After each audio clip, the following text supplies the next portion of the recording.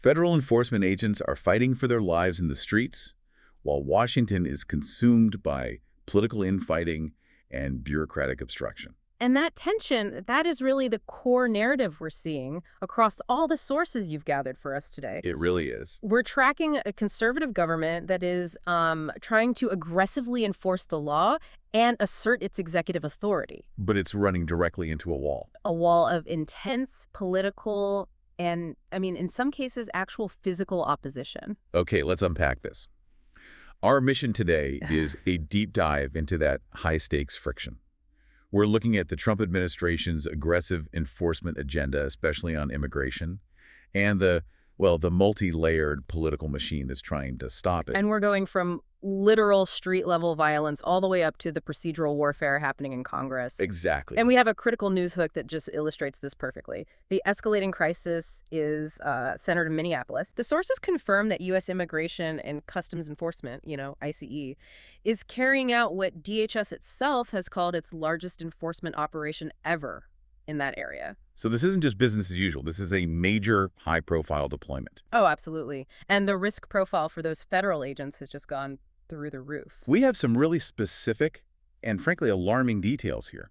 This is all happening just days after the fatal shooting of Renee Good by an ICE agent on January 7th. An event that, as you can imagine, massively intensified local protests. And then just a week later, an officer was ambushed and attacked during an arrest attempt. That's the crux of the danger right now. On January 14th, a federal officer was attacked with a shovel and a broom handle. And the sources are specific here. The attackers were 3 Venezuelan individuals who were in the U.S. illegally. Right.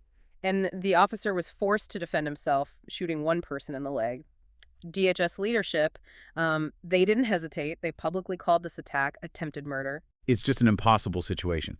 You have agents risking their lives to carry out the law on the street. And at the exact same time, you have Democratic lawmakers seizing on the enforcement actions, like the Good shooting, to call for the removal of the leadership. They're actually trying to impeach DHS Secretary Kristi Noem. It's an unsustainable political and, operational situation. It is. So the mission today is to really understand how Secretary Noem is defining the executive branch's authority in this fight, how that is playing out on the ground in cities like Minneapolis, and finally, how the gridlock in Congress threatens to just undercut everything the administration is trying to do. So let's start with the leadership. Let's look at the person steering this aggressive enforcement push, Secretary Kristi Noem. Former governor of South Dakota. Right.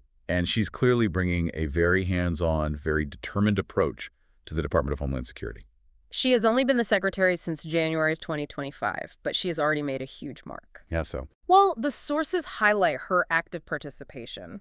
She personally took part in an immigration raid in Phoenix back in April 2025. That's highly unusual for a cabinet secretary. Very unusual. It signals a clear philosophical change. The leadership is, literally on the front lines. And when she faces criticism, like those calls for her impeachment after the Renee Good shooting, her response is just pure defiance. It is, and it's rooted in legal structure. She explicitly defended her agency's actions by stating, and I'm quoting here, that if Congress disagrees with how the law is being enforced, it is quite literally their job to change the law. Wow. That is a direct challenge to the legislative branch. It's completely unapologetic. She's saying, the laws are on the books. We will follow them and enforce them until you rewrite them. And that kind of firm defense must be critical for morale for the agents in the field. You'd have to think so, especially as things just escalate so violently in places like Minneapolis. And that volatility is the key issue. We mentioned the massive enforcement operation there has put the city on edge. And we've seen the tragedy of the initial shooting, followed by that attack on the federal officer just a week later. The political fallout is profound. It's touching local, state, and federal levels all at once. Absolutely. You have local leaders like Minneapolis Mayor Jacob Frey. He had previously, very publicly, told ICE to get the F out. But now he's had to shift his tone. He has. Now he's calling for peace as the violence intensifies. He's sort of stuck between his political base and, the need for public order. And the response from the White House has been to threaten the ultimate escalation of federal power. Right. President Trump has threatened to invoke the Insurrection Act. To deploy U.S. military troops to quell these protests. And the Insurrection Act is a major, major legal threshold. It's historically been used to put down rebellions or to enforce civil rights when states refuse to act. It would essentially bypass the state's National Guard. And deploy active-duty military for domestic law enforcement. I mean, this move would completely redefine the line between federal and local jurisdiction.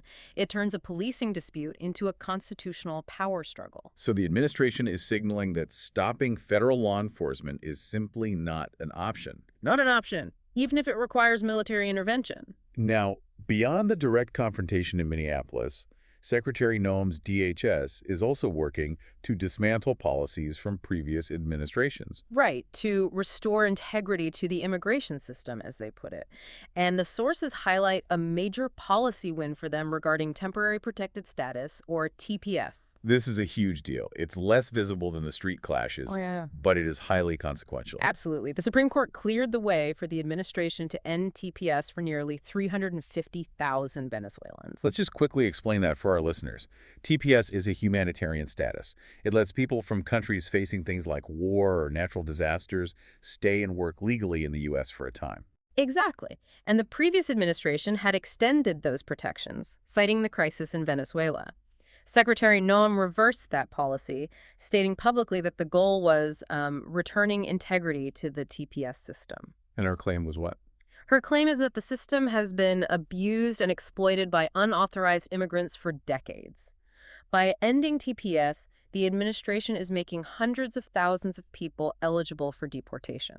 It's a move that fits directly with the broader agenda of narrowing the definition of protected status. Yes, it does. And there's an interesting public safety footnote in the sources that connects all this federal enforcement to, well, to national outcomes. You're talking about the overdose numbers. Exactly. While the administration is cracking down on illegal immigration and particularly drug flows, U.S. overdose deaths fell by an estimated 21% in the 12 months ending August 2025. Now, correlation isn't causation, but that's a significant number. It is. It suggests that the focus on controlling who and what enters the country might be correlating with better public health outcomes.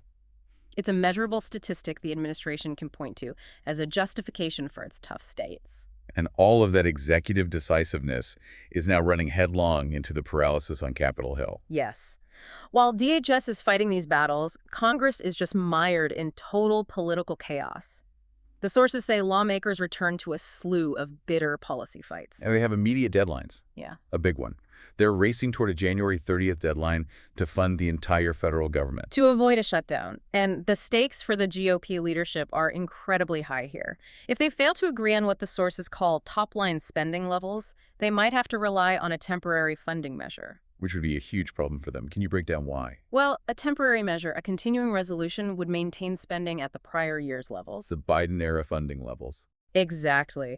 And the sources call that an embarrassing defeat for GOP leaders. They campaigned on cutting that spending, not extending it. Failure to do that undermines their entire governing agenda. And that friction over funding is mirrored by a massive challenge to presidential authority on foreign policy. The battle over war powers in Venezuela. This is where the administration showed, extreme boldness. President Trump seized and deposed Venezuela's Nicolas Maduro without telling Congress. Which sparked, as you can imagine, enormous questions of authority about who really controls the use of force. So why didn't he notify Congress? The administration's defense is, it's technically fascinating. It is. Trump officials argue the operation was a law enforcement action that used military resources. It was not, they claim, a military attack or an act of war. And therefore, it didn't require congressional notification under the War Powers Act. This framing could set a huge precedent. It could allow a president to use military assets all over the world under the guise of law enforcement bypassing Congress entirely. But Congress isn't just letting that stand. No, the Senate is set to vote on a measure to specifically limit the president's war powers. And the sources are describing this vote as a major test of Republican loyalty to Trump. So even if they support the outcome in Venezuela, they're worried about the process, the assertion of power. Exactly. And we see that same internal fragmentation on domestic policy, too. A significant revolt is emerging from the GOP's moderate wing. This is the group led by Representative Brian Fitzpatrick, right? Pushing back on health care funding. Correct. A group of GOP centrists forced a vote on a Democratic proposal to revive enhanced Obamacare subsidies, And they used a discharge petition to do it. which is a parliamentary nuclear option, basically. It's very rare. It lets a majority of members just bypass the speaker and the entire committee structure to force a vote. And that's significant because it directly overrides Speaker Mike Johnson and the Republican leadership. It shows just how deep the fury is within the party over the expiration of those tax credits. These subsidies impact middle and working class families, their budgets, immediately. So a GOP-led House is likely going to pass a Democratic bill. It really demonstrates how fragmented the party is, and it's total political chaos because even if the House passes it, the sources say the Senate's reaction is a complete unknown. They're working on their own secret compromise bill. Right. It just illustrates how impossible it is to govern when you have these ideological factions fighting not just with the other party, but amongst themselves. And that really ties together all the threads we've been discussing today. It does. You have a conservative leadership facing threats of violence in the streets, calls for impeachment from the opposition, and procedural defeats and revolts from within their own party, all while trying to execute this assertive law and order agenda. So what does this all mean for you, the listener? We've seen the executive branch actively enforcing the law, whether it's Secretary Noem in raids or the TPS reversal. This is an administration defining itself by aggressive action. And that action is facing an immediate and intense backlash, not just from opponents, but from internal moderates who feel the political cost of that agenda is just too high. The resulting chaos threatens basic government functions, like funding the government past January 30th. And the battle lines, they're not just drawn between Democrats and Republicans anymore. It's really over this fundamental question of who controls law enforcement. Is it the executive branch setting the policy and deploying the agents? Or is it the state and local leaders who are trying to block or redirect them? Exactly. We see Democrats in some states proposing laws to rein in federal immigration officers. But at the same time, you see other states like South Dakota signing new agreements to actually help ICE. So the final question for you to consider is this. As the administration pushes for total federal authority and enforcement, will these state-level efforts, whether they're meant to obstruct or to cooperate, will they ultimately fracture our national security efforts? Or will the weight of the executive branch unify federal enforcement across the country? Which force, central or state, is going to define law enforcement control in the next few years?